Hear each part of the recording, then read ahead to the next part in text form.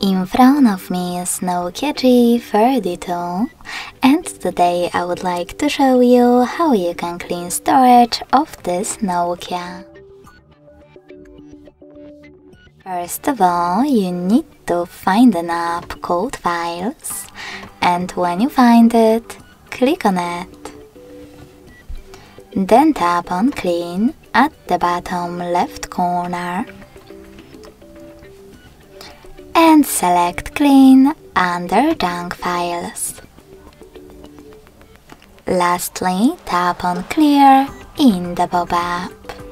So when I do that, as you can see, storage of my device was successfully cleaned.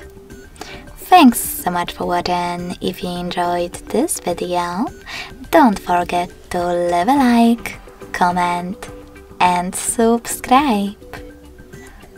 Bye!